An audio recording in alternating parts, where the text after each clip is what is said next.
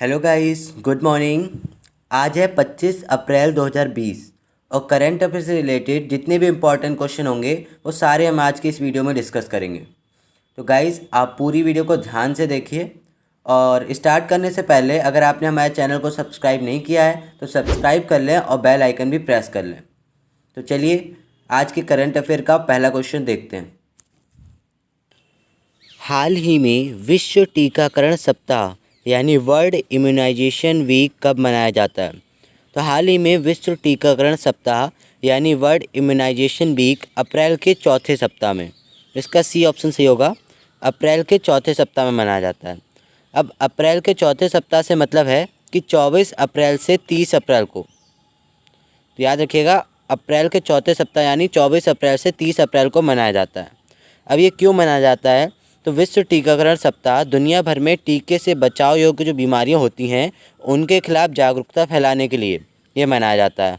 और किस लिए मनाया जाता है? और टीकाकरण की दरों को बढ़ाने के लिए, क्योंकि लोगों को जागरूक किया जाए और टीकाकरण की दरों को बढ़ाया जाए, इसलिए ये विश्व टीकाकरण सप्ताह मनाया जाता है। अच्छा, एक और डे मनाया जाता है 24 अप्रैल को। 24 अप्रैल से स्टार्ट है तो 24 अप्रैल को एक और डे मनाया जाता है। वो कौन सा मनाया जाता है? तो वो मनाया जाता है राष्ट्रीय पंचायती राज दिवस। कौन सा? राष्ट्रीय पंचायती राज दिवस।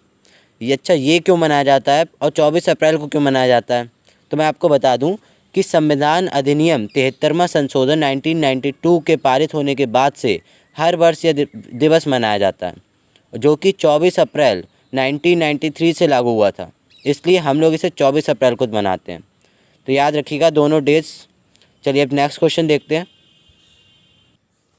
हाल ही में टीसीएस ने किस देश में पहला पूर्ण डिजिटल बैंक लॉन्च करने की घोषणा की है? तो हाल ही में टीसीएस ने इजराइल में, तो इसका ए ऑप्शन सही होगा। तो अभी इजराइल में टीसीएस ने पूर्ण डिजिटल बैंक लॉन्च करने की घोषणा की है और इसने यह भी घोषणा की है कि 2021 तक हम इसे पूर्णतः लॉन्च कर देंगे। अब ये टीसीएस क्या है? आपके माइंड में ये क्वेश्चन क्लिक कर रहा होगा। तो टीसीएस एक software service and consulting company है। अब इसकी फुल फॉर्म की बात करें तो इसकी फुल फॉर्म है टाटा कंसल्टेंसी सर्विस। क्या है? Tata consultancy service. इसकी स्थापना हुई है 1 अप्रैल 1968 में और इसका हेडक्वार्टर कहाँ है? मुंबई में। अच्छा, अब इजराइल में लॉन्च करने की घोषणा की है तो इजराइल की बात करते हैं। इजराइल की कैपिटल है जेरूसलम। क्या है? जेरूसलम। इजराइल की करेंसी है न्यू शेकेल। क्या है? New shekel. और इजराइल के प्रेसिडेंट हैं स्वेन रिवलिन। कौन है? स्वेन रिवलिन। प्राइम मिनिस्टर है बेंजामिन नेतन्याहू। तो याद रखिएगा। चलिए नेक्स्ट क्वेश्चन देखते हैं। पेटीएम पेमेंट बैंक ने वर्चुअल और फिजिकल डेबिट कार्ड जारी करने के लिए किस कंपनी के साथ समझौता किया है? तो हाल ही में पेटीएम पेमेंट बैंक ने मास्टर कार्ड के साथ, तो इसका बी ऑप्शन सही होगा, मास्टर कार्ड के साथ फिजिकल और वर्चुअल डेबिट कार्ड जारी करने के लिए समझौता किया है। और इसने ये भी कहा है कि 2020-21 तक ये लगभग 1 करोड़ कार्ड जारी कर देगा। ये इसने लक्ष्य रखा है कि लगभग 2020-21 तक ये 1 करोड़ कार्ड जारी कर देगा। अब बात पेटीएम पेमेंट्स बैंक की करें तो एक ई कॉमर्स कंपनी है। इसकी स्थापना 2010 में हुई है। इसके एमडी सीईओ हैं सतीश के गुप्ता। कौन है? सतीश के गुप्ता। और इसका हेडक्वार्टर नोएडा में। अब आपके माइंड में क्लिक कर रहा होगा ये virtual and physical debit card ये क्या होता है? तो मैं आपको बता दूं कि इसका इस्तेमाल आप एक नॉर्मल एटीएम कार्ड की तरह कर सकते हैं। कोई भी ट्रांजैक्शन करना है तो आप इस कार्ड का यूज़ कर सकते हैं। अब मास्टर कार्ड की बात करें तो ये एक संयुक्त पूंजी कंपनी है और इसकी स्थापना 1967 में हुई है और इसका हेडक्वार्टर अमेरिका में है और इसके सीईओ हैं अजय पाल सिंह बग्गा। कौन है? अजय पाल सिंह बद्दा। तो याद रखिएगा इनके सीईओ का नाम इम्पॉर्टेंट है थोड़ा, अजय पाल सिंह बग्गा। चलिए अब नेक्स्ट क्वेश्चन देखते हैं। हाल ही में किस राज्य ने आयु और सेहत साथी ऐप लॉन्च किया है? तो हाल ही में राजस्थान सरकार ने, तो इसका ए ऑप्शन सी होगा, राजस्थान सरकार ने एक आयु और सेहत साथी ऐप लॉन्च किया है। अब ये क्या है आयु और सेहत साथी? तो गाइस, मैंने आपको कल की वीडियो में और परसों की वीडियो में 2 ऐप बताए थे। एक महाराष्ट्र ने किया था लॉन्च, एक कर्नाटक ने किया था। तो उसी की तरह सेम ऐप ये भी है।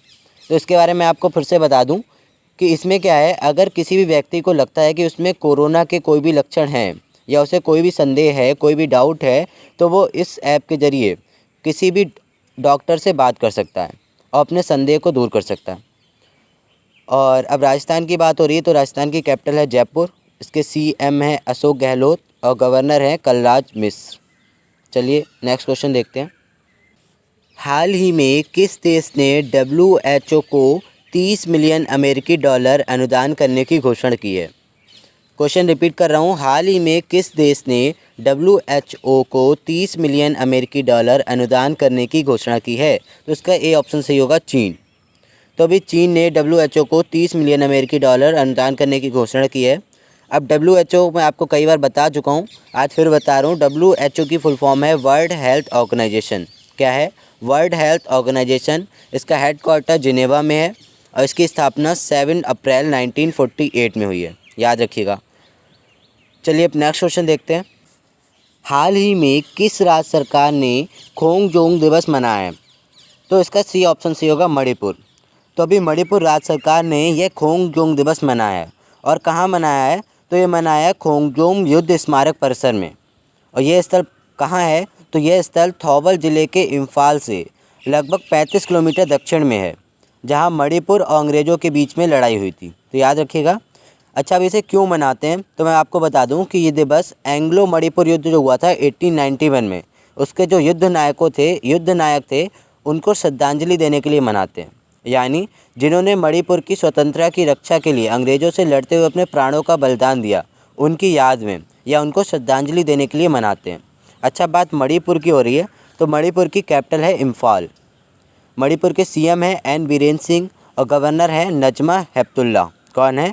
नजमा हेपतुल्ला। चलिए अब नेक्स्ट क्वेश्चन देखते हैं। भारत की पहली mobile biology diagnostic and research laboratory का उद्घाटन कहाँ हुआ है? इसका उद्घाटन हुआ है हैदराबाद में। इसका बी ऑप्शन सही होगा। तो आपको मैं कुछ और इससे रिलेटेड पॉइंट बता दूं तो अभी डीआरडीओ द्वारा विकसित बायोलॉजी सेफ्टी लेवल 3 प्रयोगशाला जो है वो कोरोना वायरस के लिए प्रतिदिन 1000 नमूनों का परीक्षण कर सकती है और इसे भविष्य में 1000 से 2000 तक किया जा सकता है, याद रखिएगा। और इस प्रयोगशाला में दवाओं का परीक्षण करने के साथ साथ कोरोना वायरस पर अनुसंधान करने की भी सुविधा है, तो याद रखिएगा। और इस प्रयोगशाला को बनाने में कितना समय लगा है? तो इस प्रयोगशाला को बनाने में 2 सप्ताह से भी कम का समय लगा है, मतलब 2 सप्ताह से भी कम समय लगा है इस प्रयोगशाला को बनाने में। अब बात हैदराबाद की करते हैं तो हैदराबाद तेलंगाना की कैपिटल है, मतलब तेलंगाना की कैपिटल हैदराबाद है। और इसके सीएम कौन है? तो इसके सीएम हैं कल्वाकुंतला चंद्रशेखर राव। कौन है? कल्वाकुंतला चंद्रशेखर राव, तो याद रखिएगा। चलिए अब नेक्स्ट क्वेश्चन देख। किस संस्था के द्वारा भारत में वायु प्रदूषण 20 साल के न्यूनतम स्तर पर आ गया? क्वेश्चन है कि हाल ही में किस संस्था ने ऐसा कहा है कि भारत में वायु प्रदूषण जो है वो 20 साल के न्यूनतम स्तर पर आ गया है? तो इसका ए ऑप्शन सही होगा, नासा ने। अब नासा के बारे में आपको कई बार बता चुका हूँ और नासा से इम्पॉर्टेंट एक और आपको फैक्ट बता दूँ कि नासा ने अभी एक मिशन लॉन्च किया था जो सौर तूफानों की अध्ययन के लिए किया था और सूरज की स्टडी के लिए किया था, मतलब सूरज के बारे में अध्ययन करने के लिए एक मिशन लॉन्च किया था। वो कौन सा मिशन था? तो वो मिशन था सनराइज़ मिशन, SUNRISE मिशन, तो याद रखिएगा। और नासा के बारे में थोड़ा फिर से एक बार आपको रिवाइज़ करवाता हूँ। तो नासा की फुल फॉर्म है नेशनल एरोनॉटिक्स स्पेस एडमिनिस्ट्रेशन। क्या है? National aeronautics space administration. इसकी स्थापना 1958 में हुई है और आपको रिलेट करके पढ़ना है कि 1958 में DRDO की भी स्थापना हुई है। रिलेट करके पढ़ेंगे तो आपको आसानी से याद होगा। तो जिस साल DRDO की स्थापना हुई है उसी साल नासा की भी स्थापना हुई है। अब इसका हेडक्वार्टर कहाँ है? इसका हेडक्वार्टर है वाशिंगटन DC में। और इसका मोटो क्या है? इसका मोटो है for the benefit of all. क्या है? For the benefit of all. चलिए अब नेक्स्ट क्वेश्चन देखते हैं। हाल ही में कोरोना वायरस से निपटने के लिए IMF यानी इंटरनेशनल मॉनेटरी फंड से पाकिस्तान को कितने बिलियन डॉलर की आपातकालीन ऋण प्राप्त हुआ है? तो इसका सी ऑप्शन सही होगा, 1.39।